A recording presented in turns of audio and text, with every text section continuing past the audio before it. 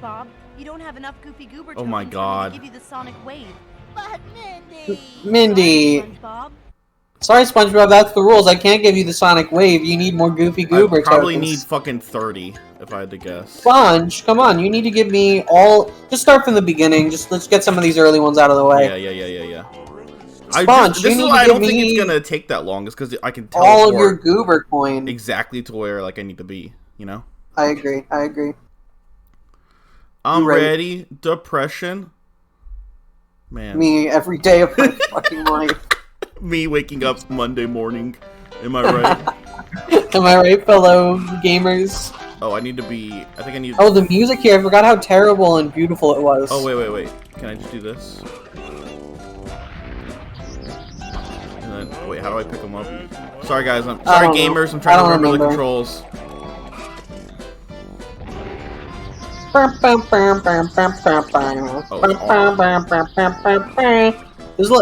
this game has some good Fever Dream type levels. It does. Ooh, look at that! Nice. Wait, do you just need to hit one of the buttons that's just so there, so it's a bigger hitbox? I think so. That's amazing. I thought you were gonna need to painstakingly do that 4 times. Look at this challenge. Yeah, it's the Gamers Challenge. How many things have we called the Gamers Challenge? I think there have been at least like 12 to 15 different Gamers Challenges. Yeah, I think you're right. There's a lot of Gamers Challenges out there. Oh my god. Youch! Youch! Can you hit me with a Patrick impression?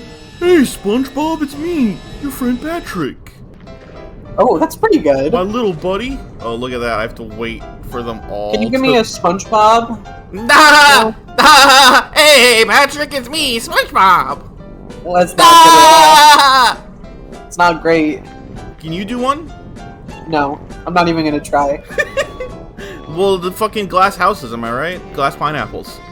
Glass pineapples. I like that. That's funny. That's a good title for an episode, maybe. That's the next Knives Out movie, I think. Glass pineapple, yeah. I never saw Glass Onion. It's good. It's good. It's not as good as Knives Out. Yeah. That's what I heard. It's pretty different, but it's you know, it's good. Yeah. I think it's aged well. It's mostly a movie about how dumb Elon Musk is. That's a pretty good premise for a movie, honestly. Yeah. Yeah, Goober coin. You got the ultimate Goober coin, and Goofy we trust. Me playing Kingdom Hearts. Me hanging out with Donald Duck. Me. You can't warp there because you haven't found it. Oh. Well, I guess let's just keep playing the level and see if we can find it, right? I guess, yeah. We saw some movies recently. Yeah, we're bringing this case now. We're breaking this one out. You wanna? Well, I mean, yeah. I'm just going through the motions here, so there's guys, not recently much new to talk about in terms of the level. We watched 2 films. Yes. First, we watched a great direct-to-DVD wholesome family film. It's called Kermit's Swamp Years. A film that came out in the awkward middle period where, like, they weren't making Muppets movies anymore and the rights were in limbo. Yes. And it's really good. It's really good. I personally really liked it, and the other movie we watched, we'll talk more about this in a second. I feel like it's important to talk about these together, you know? Yeah. The other one we watched was Reanimator. Reanimator. From the horror 1985. comedy film. It's a horror comedy, you'd say, right? I would say it's a, yeah. It's body horror, it's horror, comedy. I mean, I don't know if it is listed as comedy, but it definitely, like, is. I think it is. I think that's what it says on its Wikipedia page. Does it? Okay. Yeah. Right, the Combat Arena Challenge, right? Yeah. Okay. Yes, it is, so Kermit Swamp Years is the thrilling, prequel to, the Muppet movie. Like, the original Muppet movie. with teaching the us Muppets. like what Kermit was doing, I guess, in those years. When he was like a baby boy, when he was a little boy Kermit. Little boy Kermit living in the swamp. Which is It's got none of the other Muppets in it. None of them. The only ones that are in it are Statler and Waldorf. The young Statler and Waldorf, yeah, that's true. They show up briefly for like literally one sentence. One scene, and they say, "It's good that we're in this movie, so we don't need to watch it." Yeah. And then they leave. And honestly, like I think a lot of you guys were vibing with that sentiment because I don't think you and most of the other people watching liked it very much. I would say most of us thought it was a pretty lowly movie. Yeah, mainly on account of being like a movie for like babies, for like fucking for babies like, and preschoolers. This movie was made to watch in the womb. Like, yeah, it's a movie that's made to watch in the womb. I would agree. It's nothing. It looks bad to me. The new character designs for the Muppets, they don't really look like Muppets, Like yeah. Like the best one is probably the snake, and that's not a new Muppet. They reused her. She's in the opening scene of Treasure Island. Yeah, she's in Shiver Mickey the My Snake, Timber, badass Shiver and My plays Bones. and is a fucking queen. Yeah, she's a queen. She's a queen. She's like Russian, right? Yeah, she's cool. She's a queen. She's a queen. So I gotta disagree though with the popular opinion here and say that I had a delightful time with Kermit Swamp Years. I thought it was very funny.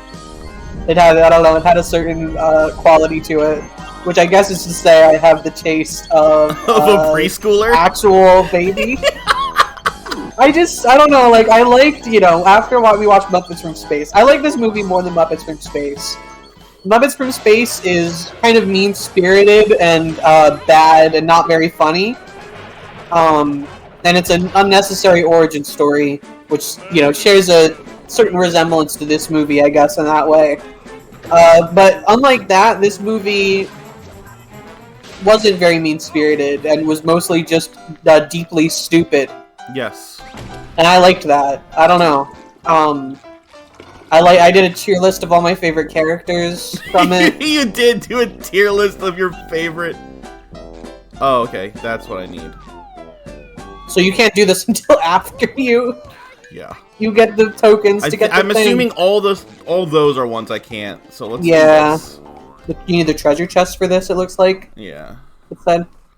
I think this said it's a time trials challenge. Oh, okay. But yeah, so fucking the movie. I feel like we're kind of so like in the movie, fucking Kermit has two friends. He's got Croaker and Goggles. Goggles is a toad. Goggles is a toad. He talks like Coral Weezer, and he's constantly talking about how he's like shitting and pissing himself. Yes, that's his main characteristics. You guys, hold on. I have a point of reference for this. Do you guys know the one Proz skit about like the character that sucks but then gets cool later, and he's just saying like over and over again like I'm shitting and pissing myself, and your friend is like I don't get it, this guy sucks. That's sort of Croaker if he never stops sucking. If he never stops pissing and shitting. Yeah. Incredible. And then so what happens? They like explore outside the swamp. Yes. And like and Goggles and the mean frog named Blotch. Yeah. They get kidnapped by a pet store guy. Yeah. And they become lovers. Yes, they do become lovers throughout the movie. They're sort of toxic lovers because. Yeah, it's toxic yaoi, I guess. Toxic yaoi because Blotch like beats up Goggles a few times. But then he kind of comes around, like he becomes a better guy. Yeah, he like he tries to sacrifice himself for Goggles. I like Croaker. Croaker's cool. He's sort of he's a frog. He's like a Chad frog. With like a little bit of machismo. He's giving kind of like a almost a Joey Wheeler type energy sometimes. Yeah. He's a little bit of a dumb boy frog. He's really good at hopping. He's the best. He gets run over by a car and he's scarred on the chest with like for the rest like of the fucking he looks movie. like time skip Luffy. He's got like scars across his chest. Yeah. He's cool. I like him. Young Kermit doesn't do nothing, which I like as a creative choice. It is to a have choice to the have principal character do nothing Yeah.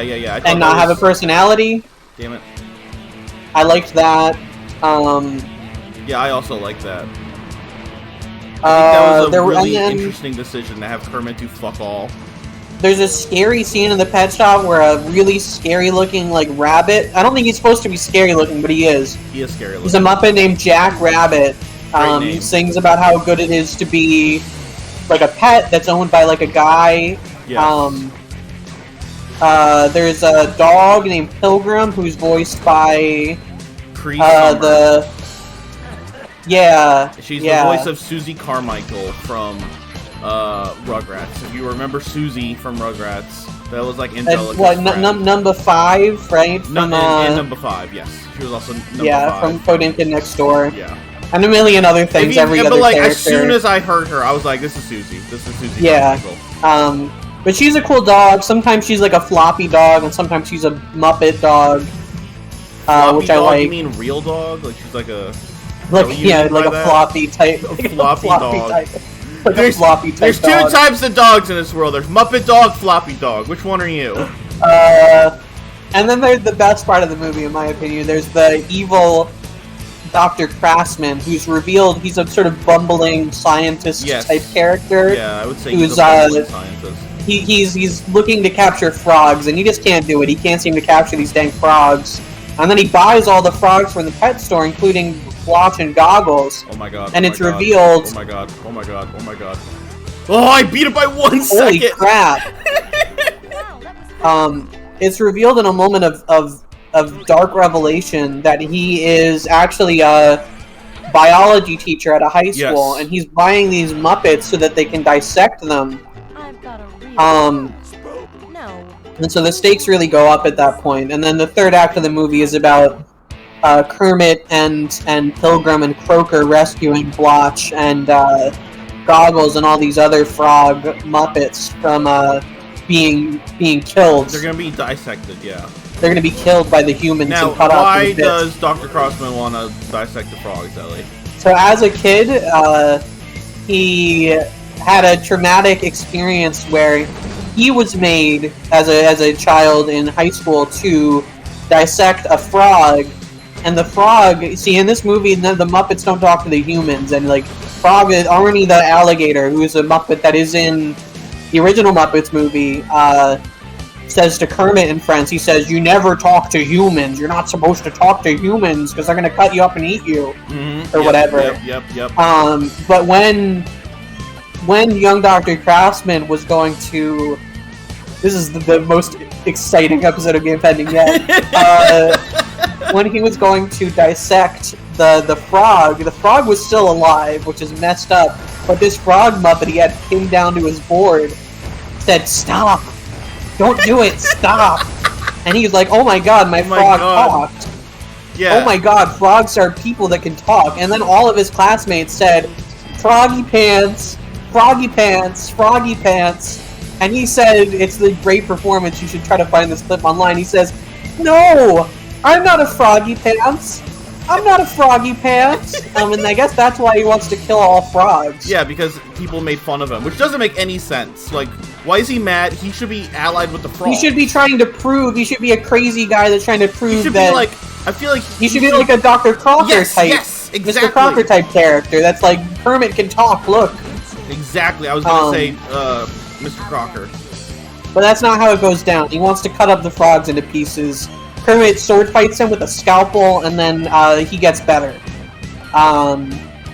His lab assistant, who is a bimbo type character, she leaves. I don't really know what goes down with her, but I liked her a lot. She's like morally against killing frogs. She didn't want to kill the frogs any, but she did want to be a scientist. Yeah. And I liked her. She was good. So overall, yeah, I'd say it's like an 8 out of 10 kind of movie. So I don't know. I don't really know what everyone was upset about. Yeah. I actually feel like I was paid a high compliment by you afterwards, and I don't know if you really realized it. One of our friends was like, "I can't tell if this is a bit or not," when I was saying that I liked the movie. And you said something to the effect of like, Ellie doesn't have it in her. Yeah, I said Ellie doesn't ironically do anything. I said, and Ellie, Ellie is 100% genuine with everything she's into. And I do believe true. that. I do believe that. But I like that, because that's sort of the energy I try to carry out into the world. So I appreciated that you understood that I was not... Yeah. Here's the thing, right? Obviously, I think it is funny that I enjoyed Kermit Swamp Years. And I can recognize on some level that it's like a movie that's made for 0-year-olds, right? Yeah. And I'm able to respect that in my mind and compartmentalize that. Yeah. But I just also did really enjoy it, and it's funny to me that I liked it, I guess. Yeah. I mean, I respect that. I respect it. And that's the same place I'm in with Sonic 06, Yeah. Like I can respect that in a lot of different ways. It's ass, right? It's poorly made and broken. But also, this is tight, man. You only did this like under 1 second last time, and it's like 25 seconds less. Sorry, I know some short now.